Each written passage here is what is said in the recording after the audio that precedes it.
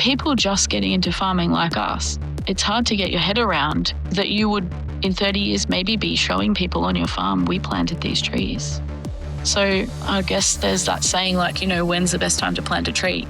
Yesterday. Hi, everybody. My name is Dani Valent, and you're listening to Dirty Linen, where we talk food, all the good things. One of the things that we do so love on this little podcast is a series. I love dipping back into people's work and lives and learning about the journey. And one of the series we've got going on at the moment is with Jenna Abbruzzese, the farmer at Addington Downs, a little lamb and goat and alpaca farm that she is running with her partner Alex near Ballarat in Victoria.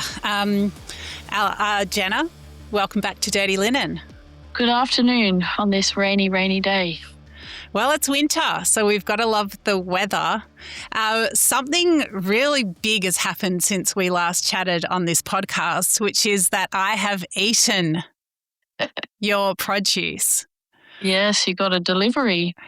I got a delivery of one of your chef's boxes. So for people who haven't heard our chats before or don't know what Addington Downs is all about, it's a tiny little farm, and the produce, the meat is available through subscription. So you can order a box and have it delivered or go pick it up.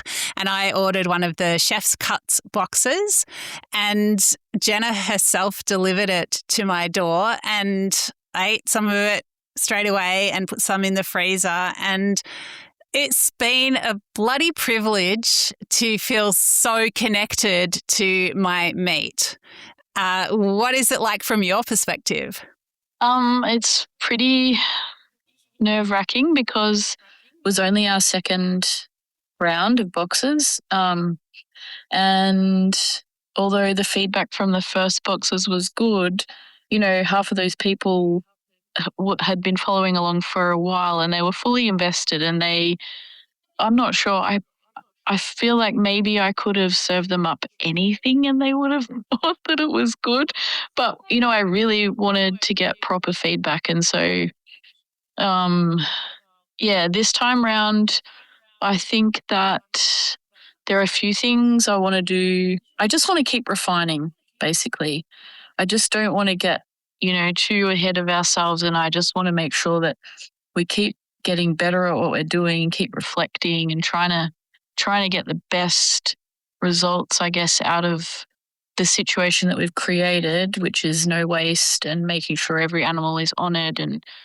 But at the same time, you want everyone to be enjoying what they're eating. And so I think that you will have received some of the mutton chops that Alex and I ate a couple of them as well, and I already am thinking that next time I will get the butcher to bone out the back straps and the fillets, because I think that they will cook much more nicely if they're maybe sliced into medallions and marinated with some onion juice, and I can put a little jar of spice mix in your box, and you can either just quickly pan fry that for a kebab, like a wrap, or you could skewer and cook on the barbecue. I think it would be a much nicer eating experience. I guess that's what I'm just concerned that, everyone should enjoy everything that they get. So, yeah, I'm always stressed about it.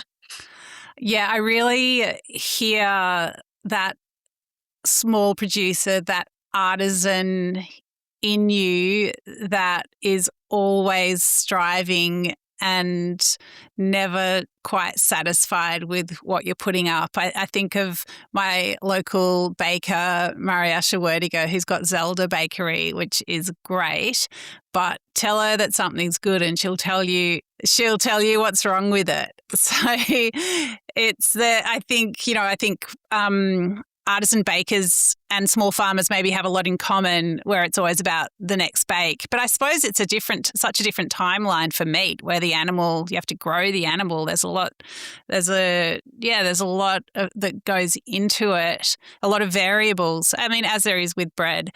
But, I guess, the weather, the conditions, the I don't know, like the illness or whatever that strikes an animal. There's just so much. But for me, like to know the name of one of the animals, and that I'd seen on the Instagram. Yeah. I think that for some people it's going to be a very interesting and sort of like maybe fortifying experience. I don't know if that's the right word, like to strengthen their ideas around how they want to consume meat. But I think for some other people it is not for them, and they do not want to know the name of anyone, and it's too confronting. And I respect that. I mean, because, if we're all the same, it would be boring. But I appreciate that people are embracing the way that we do name the ewes. There's too many. We decided that there's too many lambs, and that it will be, a bit silly just to name all the lambs. But they get nicknames anyway because they look different.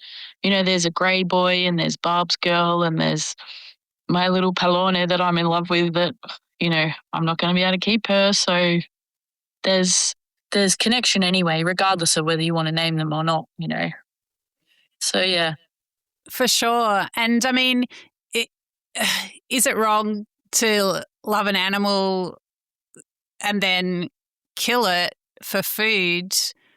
I don't think so. Like, wouldn't you rather that it was loved along the way? Well, I mean, you and I are on the same page, but like we can't expect everyone to be. And so I guess for me, the reason for naming them was almost like, I do feel that it makes you view them.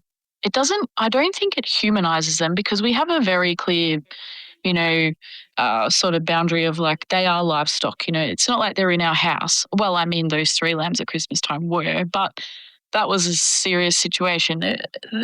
The sheep are there because we are trying to run a business, but the welfare, it sort of hits harder. I think the bond, I can feel it actually. Like I can feel the deeper we get into this project, into this little small biz, into farming life, I can feel the connection gets stronger and things get harder, which I've signed up for. And I don't necessarily think it's a bad thing, because I think that in the end, it's just going to drive us to be at the best.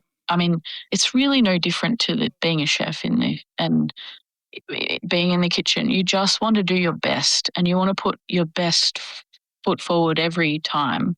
And so that the being close to the girls and knowing the ewes and their quirky little traits, I think is just a part of that. It's just a part of, trying to be our best. Well, from my side, like the value that I placed on an animal that I didn't know personally, but, I saw her romp around, and I know you personally, like the value that meat had for me as a cook and as an eater was just extreme.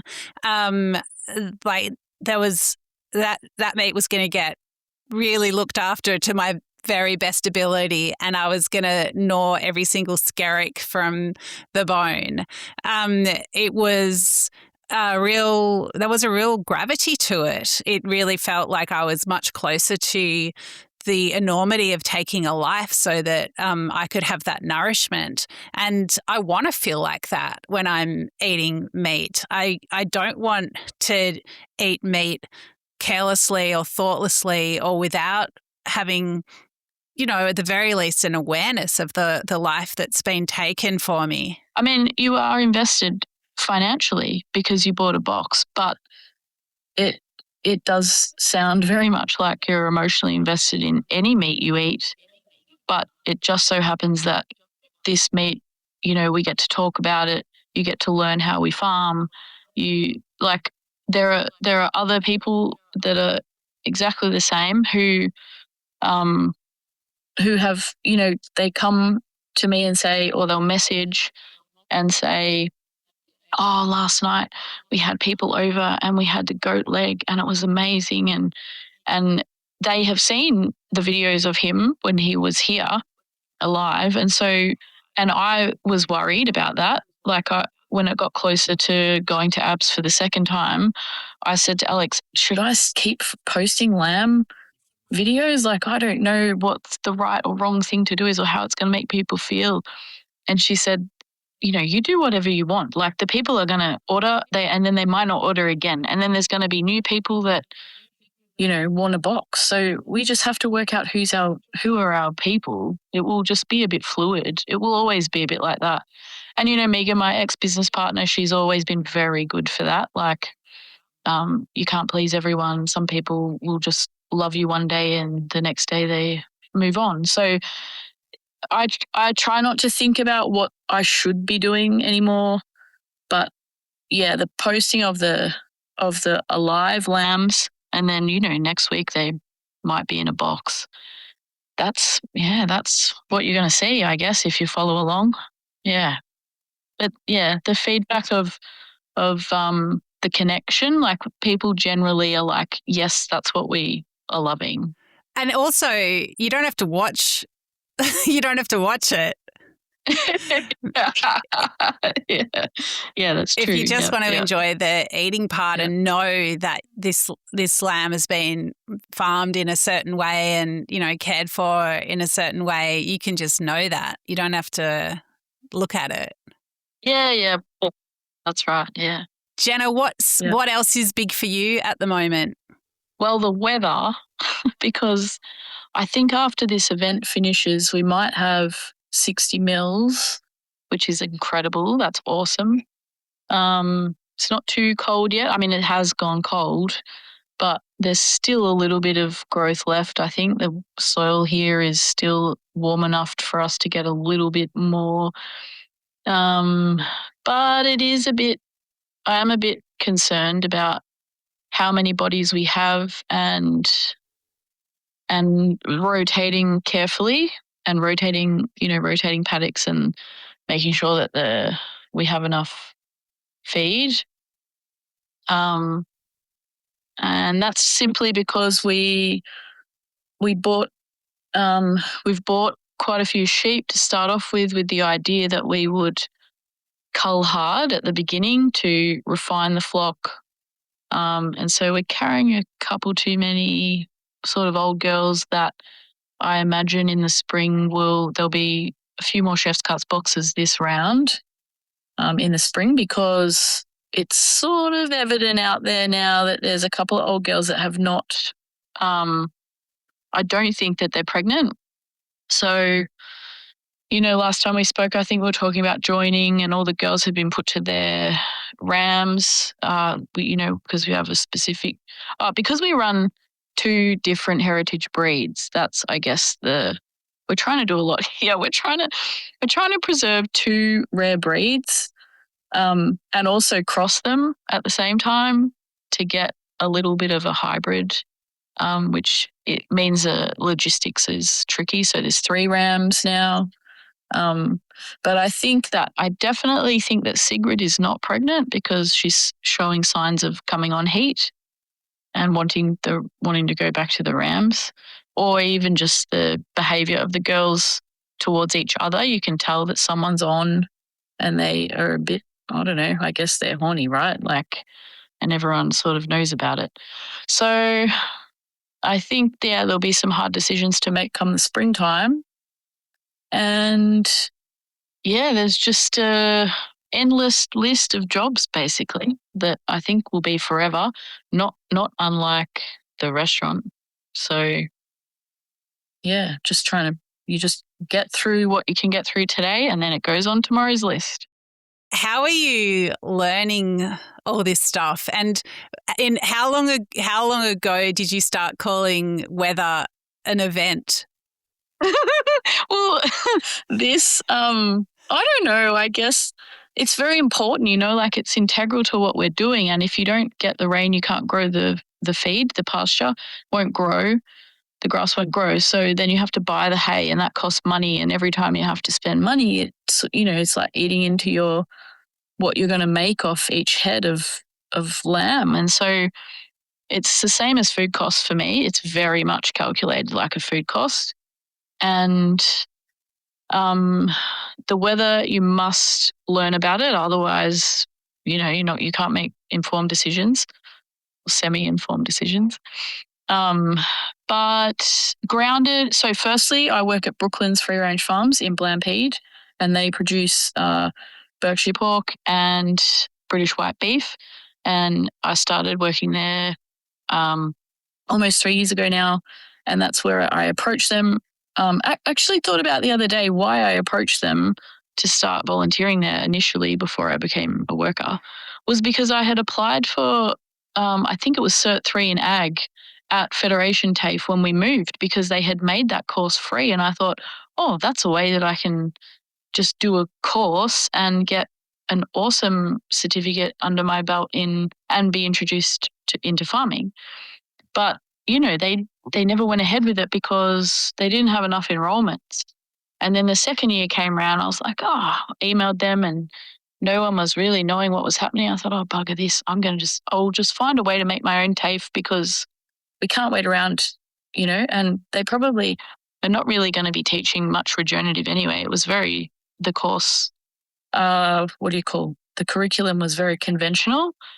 And it had like a certificate of, how to use chemicals. And I was like, fuck that. I don't want a certificate in how to use chemicals. So I just went on my own path, lots of reading. Charles Massey's book was probably one of the first books I read, The Call of the Reed Warbler. And then Charlie Arnott has a podcast, The Regenerative. I forget the full name of it, but he it's basically like DV but for farming, and he interviews heaps of awesome people about their farms and how their journey and just about their lives and how they've gotten to the point where they are, but heaps of info in there about the way to farm for better quality meat, vegetables, food. And Grounded has been another awesome resource. Nat and Jono bought my ticket to the first Grounded in Tasmania. When was that? 2024. And so went to that with them, and that was a really sort of solidifying event, I guess, of like, yeah, we're on the right path. It was a real, you're surrounded by all these people who are really on the same page. Just that there's people out there that want to eat the food that if you want to grow the food in this way, there's people out there that want to eat it. And so, it's really motivating, right? Because you feel like you're on the right track. But I guess like even just, I sign up to Auctions Plus is an email that comes out, I think every week with all the results from the sale yards, because that's where a lot of people sell their cattle, their sheep, their livestock. And they have info in there about what's going on and what, sometimes a big property will sell and they'll talk about that and what the impact will have, or the tariffs. The Angry Orange Man has put tariffs on Argentina, which is affecting the beef price. It's just insanity, the price that people in this country are getting for their cattle at the moment because of what's going on overseas. And then that affects us, right? I mean, how do I decide how much to charge for lamb when we've been farming for 2 minutes? And so you have to do the research. So people like Vince, who, Vince, I met at Grounded, where we were recently, the most recent Grounded in Victoria. Vince Heffernan up in New South Wales. That's right, yeah. And it was funny because when Alex and I were deciding to set the price for our lamb, I was looking up like how much. Well, firstly, I knew that the labour would always just be astronomical, that you could never charge properly. So what is a fair price? And I was looking up best lamb in Australia, and I was like, look at this bloke. He's charging an arm and a leg. I mean, I already talked to Vince about this. He'll laugh about this. But it's like, if we want to be the best, then we'll just start with charging what the best charges, because, it's costing us a lot anyway to farm the way we are. And so I just want to be like this bloke. I didn't really put two and two together when when I met him at the festival. And then after he spoke, I was like, oh my God, that's Vince.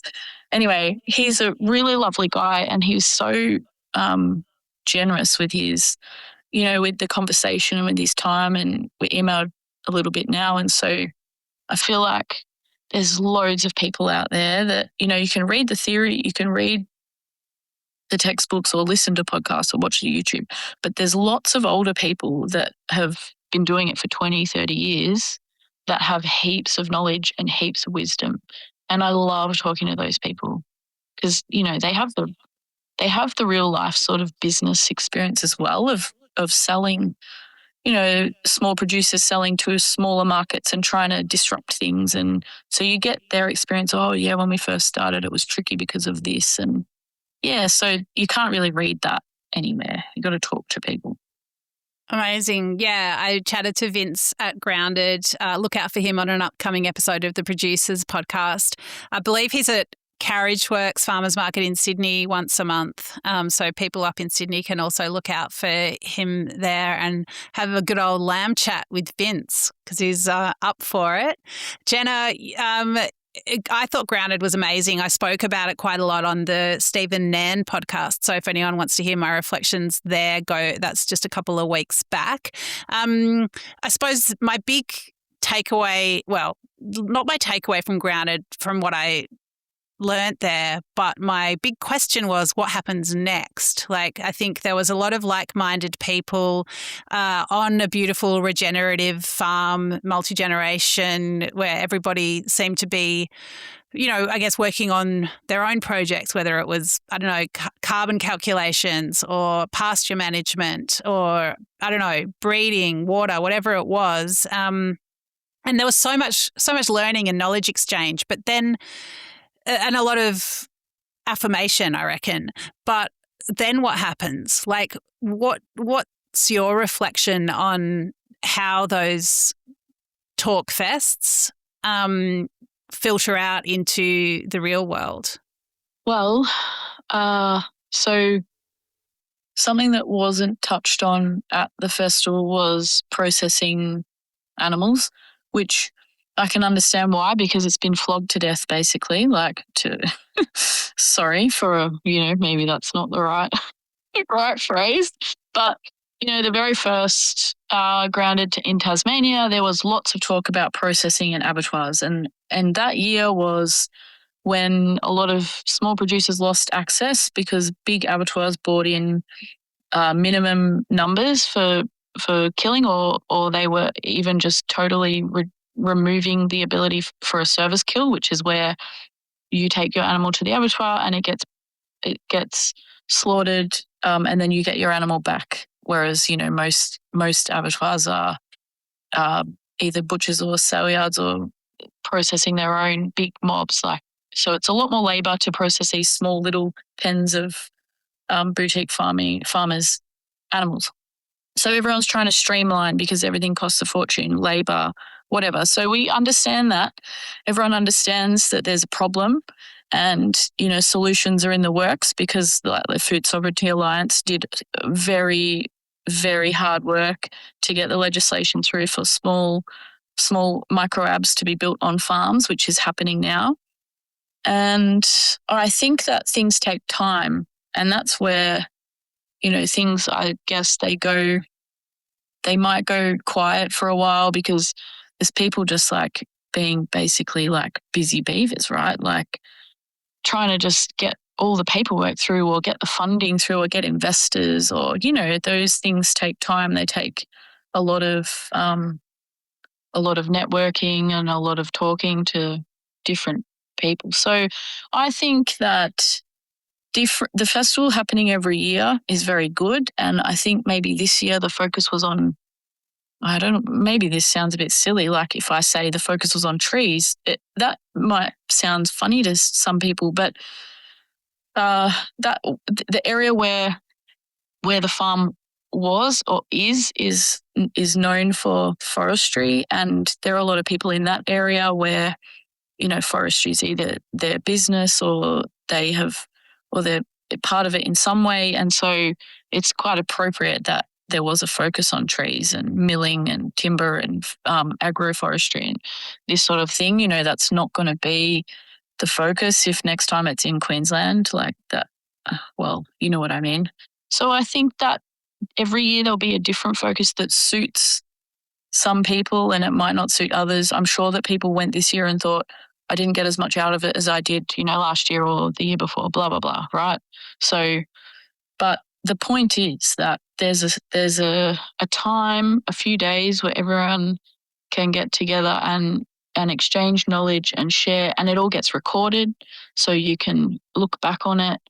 If you missed out on a talk, you can go, you know, because they're in different tents. You know, there was talks that you were doing that I was like, oh, actually, I really want to see that person live, and I can go back and look at who you're talking to when they release all the pods. So, yeah, I think the other thing I thought this year was or maybe it's sort of not going away, the focus on nutrient density in the food and being able to measure that, and like, you know, the point of measuring it is so we know, so we can be healthier, so we can choose to be as healthy as we can. That's, yeah, really interesting. And interesting that you say you thought it was about trees, because I reckon, I mean, that was my first grounded, so I didn't know what to expect. And I think you could probably think it was about different things depending on what talks you chose to go to. But trees were definitely a big focus. And I suppose, you know, I love trees. City girl, hey, not a farmer. But I understood at a basic level for the first time what agroforestry is. I think I just thought it was like you've got a farm and you just put a forest on it and that's it, like, because forests are good.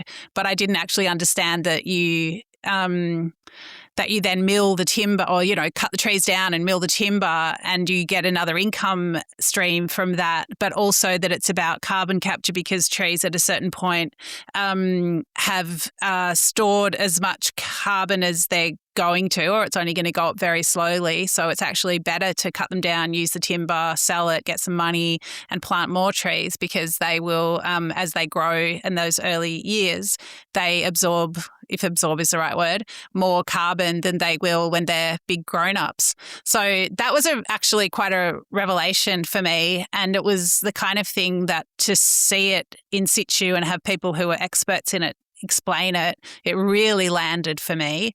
And I'm not sure what use it is to the world that I understand that a little bit better, but I feel like it's of some use. It'll filter into some story or something. My understanding of us understanding why trees are essential is it can only be good. Like because I went to the first grounded on my own, I came home and my brain was exploding, and Alex was like, you need to slow down. I was like, we need to plant more trees.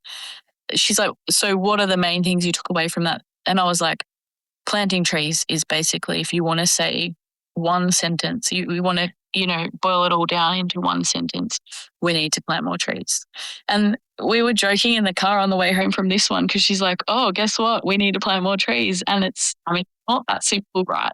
But it is a theme that the more you learn about the soil and the more you learn about what has happened to this country, and whether we want to talk about what the humans have done or what colonization has done, or, you know, all of that we can talk about, but it doesn't change the fact of where we're at now, which is we cleared a lot of trees.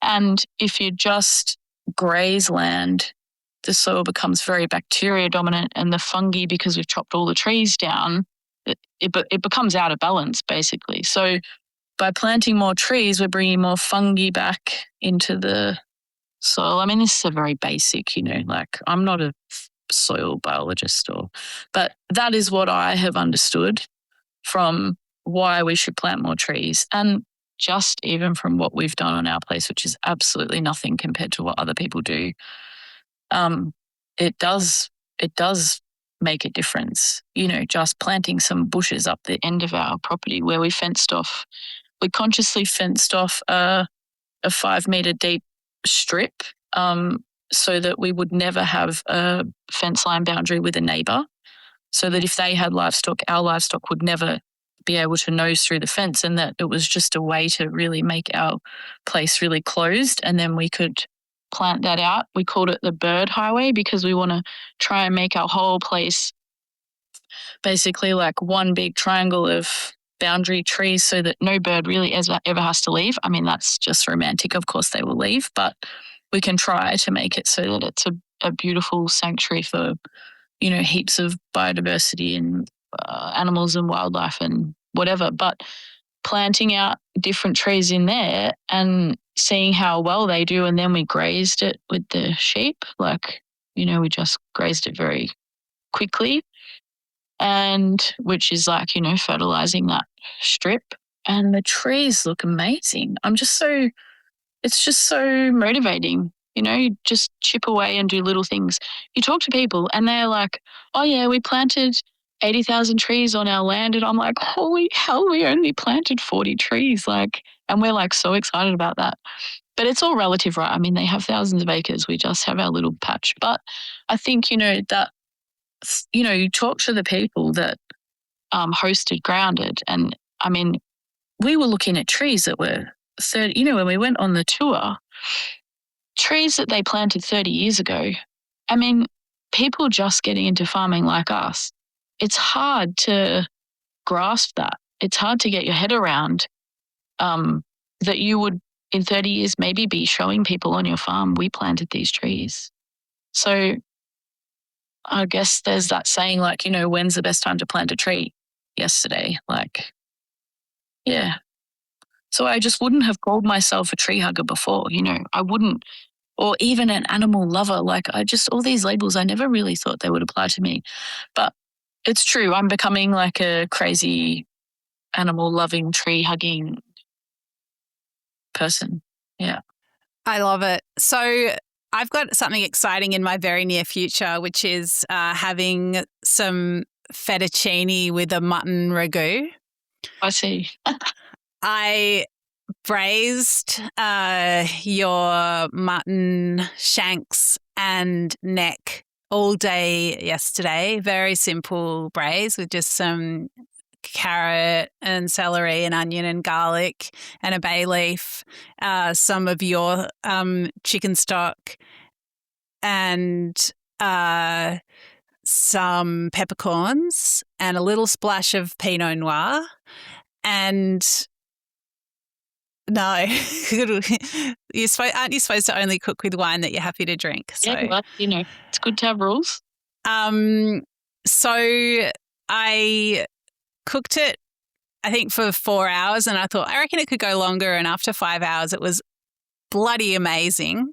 And then I picked the meat from the bones and set it aside, and I blended up the braising veggies and juices, which I semi-regret, but I think it's going to be amazing, like tossed through some fettuccine with some chopped parsley and lots of Parmigiano and some olive oil and some Pinot Noir. So what do you think of my evening? Yes, well, it sounds fantastic. Yeah. I'm just so excited that I get to look in the freezer and see some of these, beautiful cuts and then think about what to do with them. Yeah, it's nice that, you know, it's beautiful to get excited about cooking.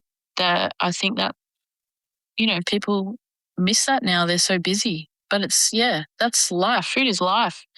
And I think it's so nice to take the time to slow cook. It's something, it is something that's missing because, I mean, you can put the slow cooker on and then go to work, but not everyone does that. And I think that's the best way to get the most out of all the, or out of all